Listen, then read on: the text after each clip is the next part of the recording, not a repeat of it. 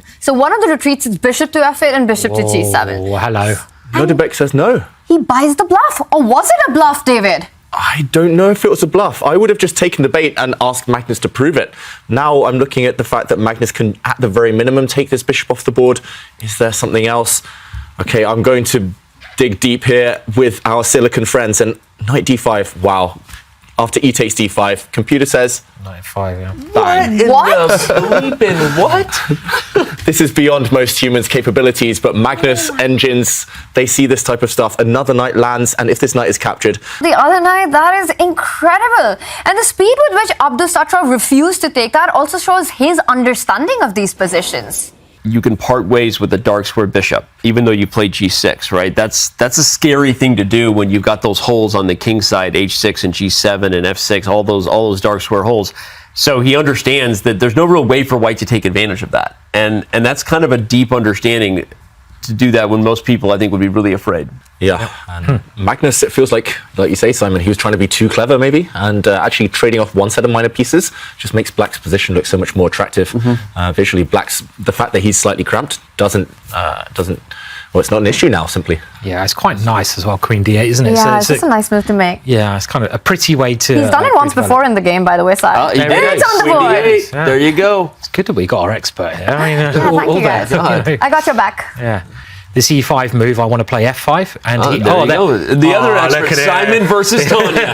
Death match in the hedgehog. It's on. I'm sponsoring the match. We're going to play a thematic match where Bring Simon plays Si. white and Tanya plays black.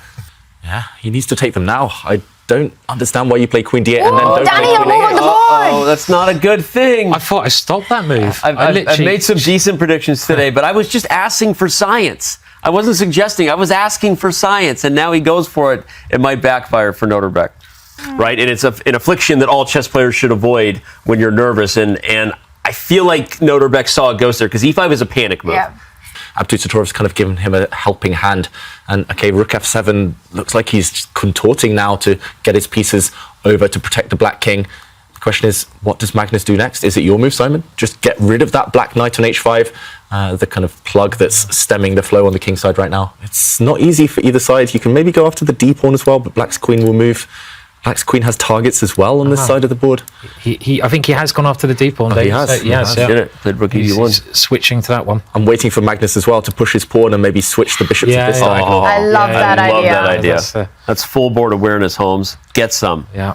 Okay, it might be coming soon. Yeah, but he could go bishop c2 and do it that way, couldn't he? That could be quite And it's also so much tension on the board. I mean, look at what's happening on the king side with that pawn face-off, the f and g pawns. And then there's also action on the center, and then the overextension on the queen side. There's a lot going on in the position, and he does get the bishop here. This also does give the possibility for the c pawn to advance one step ahead at the right moment. It's gonna blow up here in just a minute. Yeah, and the eval bar is deceptive. There we go, it does drop, because this position could still go either way very quickly. Yep. And it's starting to open up now. Magnus taking a pawn there and moving his bishop in. I mean, And yeah, time management, it's such a crucial part of these formats. Yeah, maybe we can get the engine suggestions up right now. Does Abdusattorov have to move his rook away? What does the computer think? Because to me, it looks like the stakes are high and whoa, g5. what a move.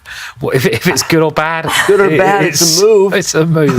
It's a move, all right. The thing is, now you have some threats against your king. Now suddenly this pawn on e4 is attacked twice. And I would say queen h4. I would just go back. Such a genius idea, though. Oh, now the rook comes to g4 now. This is I thought... Actually, and this is king like... somewhere and... Wow. Okay. He's gone for it. By the way, he's in this exact position, so... Wow. Taken the rook. Not focused, like pretending they're not under pressure and only have a little bit. I love how just zoned in he is, and I love that we need an update, and I love you, Windows. But knight g3 has been played by not Magnus. right now. Good time for an update. You know, Good time for an update. most exciting position we've maybe had all day, and Windows comes along. So Long. yeah. I mean, you know who Nordebek reminds me of? I mean, we've talked about Magnus and how he reminds people of Karpov and Bobby Fischer, but Nordebek reminds me of Garry Kasparov. There's no immediate checkmate on the board. There's no way to win the material back on the board, but he just keeps the tension. You earn that advantage earlier in the game so that in big moments like this. And there you go. Nordebek did not have enough time to play the right move. Yeah. Magnus now touching the 1 minute mark. Will he get rid of this knight? And he does it. Great call there by Sai. And picks up the pawn. The D pawn is weak as well. And Nordebek with just 25 seconds on the clock. Down 2 pawns now in the position. But he does pick up a key central pawn. I didn't see knight take d4. You know, that simple move.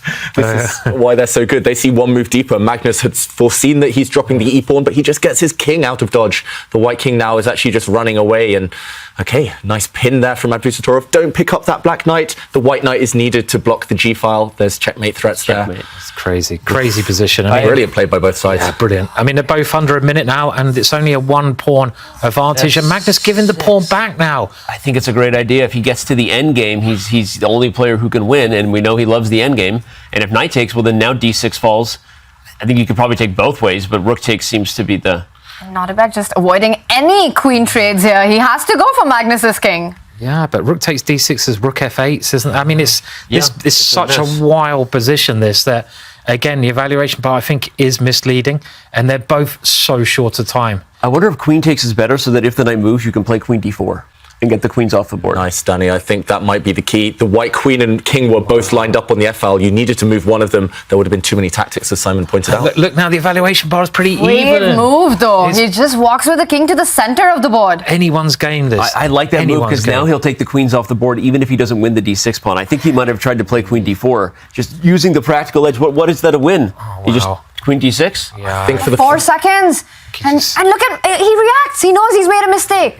He goes back. first mistake of the game in terms of practical play there. He just lost a pawn with gain of tempo.